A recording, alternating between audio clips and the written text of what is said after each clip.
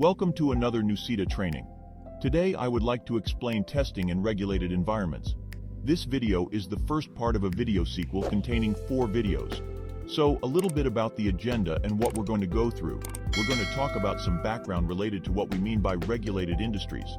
The goal for today's video really is to get you into a mindset and a perspective of areas where you can improve how you're approaching testing. So, I'm not going to focus on specific regulations. There are a ton of them, but I think you'll see the common theme is that these apply to everything.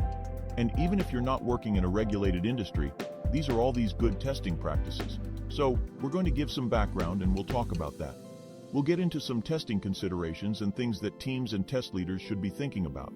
Really a big one we talk about in regulated environments is the quality of record. And I have a lot of examples and things we can go through. So, here's what we should be doing. But how can we get some items to think about improving his takeaways? And finally, we'll talk about continuous improvement. So, let's just get started and talk about background. We start thinking about these regulated, and that's a very generic topic, right? We say regulated industries. What do we mean by that? Whenever we define regulated industries, we must consider healthcare, energy, manufacturing, banking, telecom, transportation, agriculture, defense, etc. And these may be regulated by government entities, agencies, various compliance environments, or regulatory bodies.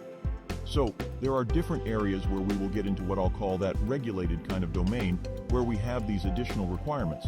But again, these are just a sampling of what we can consider regulated. There's probably a lot more, but really the overarching theme, as I mentioned, where we have these added requirements for not only being thorough earner testing, but we have added things for what we're testing, how we're documenting it, how we're managing it, release to release. And then the other thing is how we're measured by that. A lot of times are around audits and assessments of the work and the traceability being done. Therefore, we'll get into that in some more detail. That gives you a little background. When I mentioned regulated, this is really what we're thinking about. What are some common characteristics? I know I already mentioned a few of these, but some of the main things that are shared across these regulated environments put more demands on, I guess, as a software tester leader, or those who are working or operating these business environments.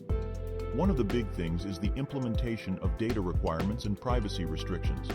If we're maybe doing an e-commerce business or just doing some type of online retail, which I'm not willing to downplay, but that becomes slightly different whenever we pivot to industries, for example, healthcare.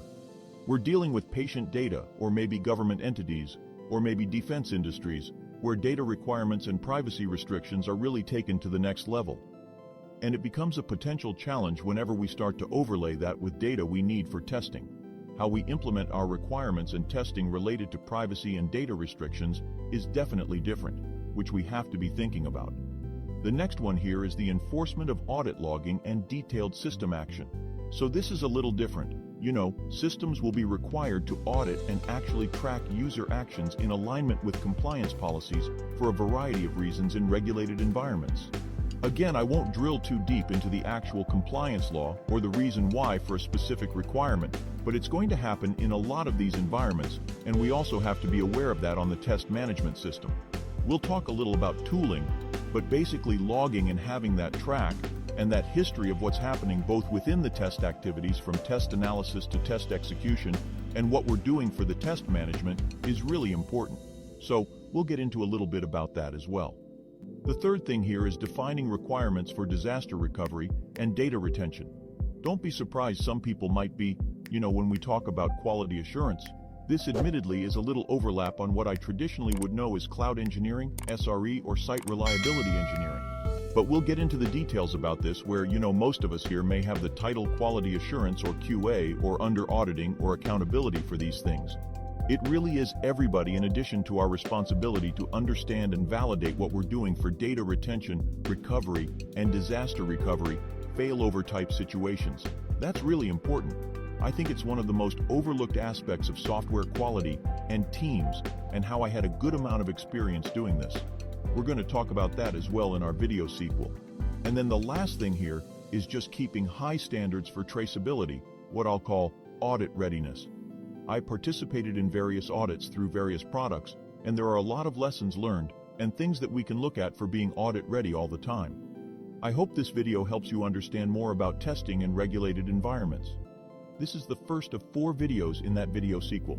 If you like it, please give this video a thumbs up, subscribe to this channel, and click the bell to never forget our upcoming sessions.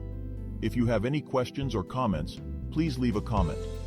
Our QA experts will reply near time or even produce a new video explaining your topic. Please also check out our other videos. Happy testing. See you next time.